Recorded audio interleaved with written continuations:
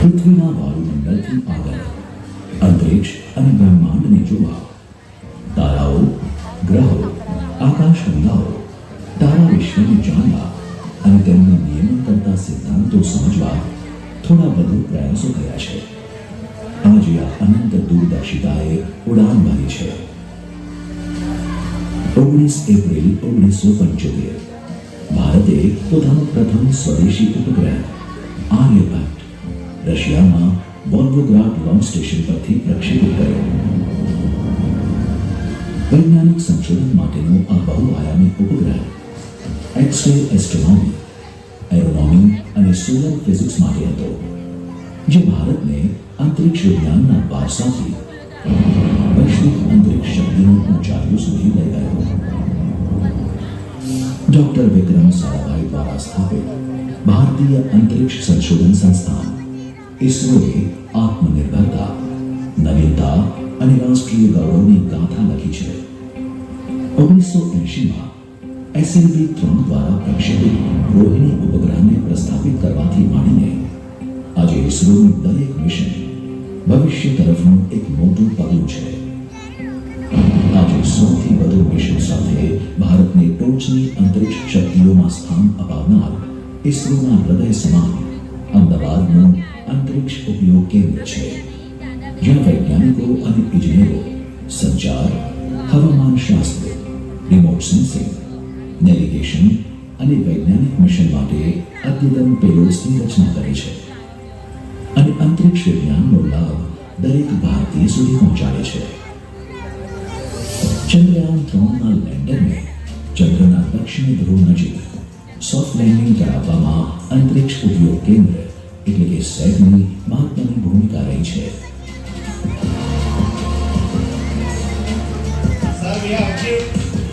જેના કારણે ભારત આ કાર્યક્રમના વિશ્વનું પ્રથમ દેશ બન્યું. હવે આ સ્થળ શિવશક્તિ પોઈન્ટ તરીકે ઓળખાય છે, જે ભારતની અંતરિક્ષ સિદ્ધિઓની શક્તિ અને ચેતનાનું પ્રતીક છે. આ મિશનમાં સેટ દ્વારા વિકસાવાયેલા વૈજ્ઞાનિક સાધનોના કારણે વૈજ્ઞાનિક સમૂહો ચંદ્રના રહસ્યોનો નજીકથી અભ્યાસ કરી શક્યા.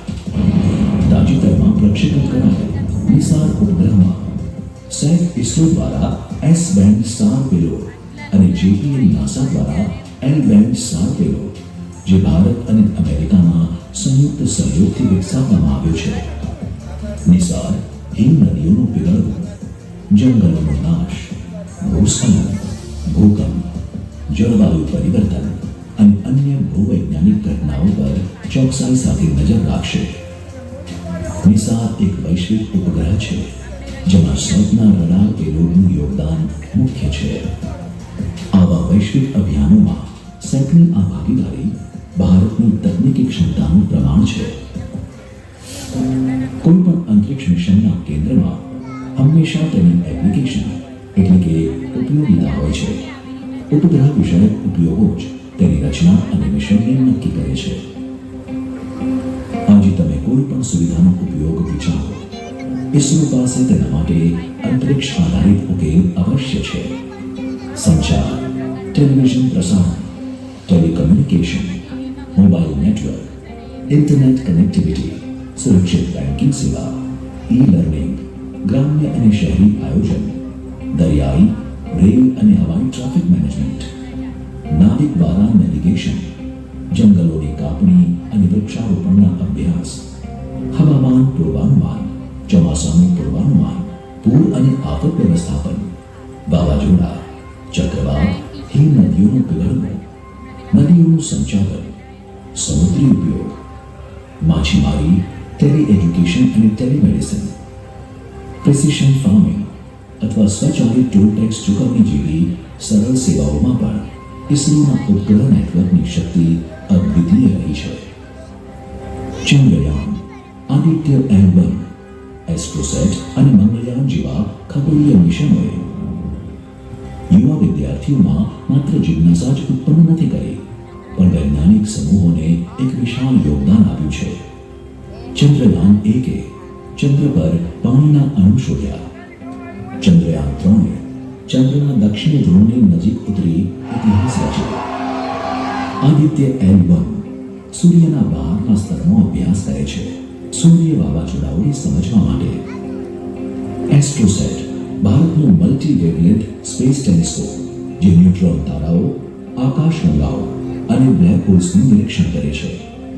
જ્યારે મંગળયાન થકી પ્રથમ પ્રયાસમાં જ મંગળ પર પહોંચનાર ભારત વિશ્વનો પ્રથમ દેશ બન્યો.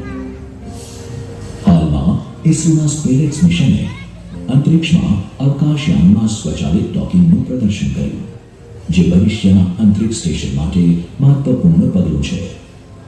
ભારત 2030 સુધીમાં પોતાનું ભારતીય અંતરિક્ષ સ્ટેશન પ્રસ્થાપિત કરવાની યોજના બનાવી રહ્યું છે જે લાંબા ગાળા માટે માનવી માટે અંતરિક્ષમાં રહેવાનું શક્ય બનાવશે.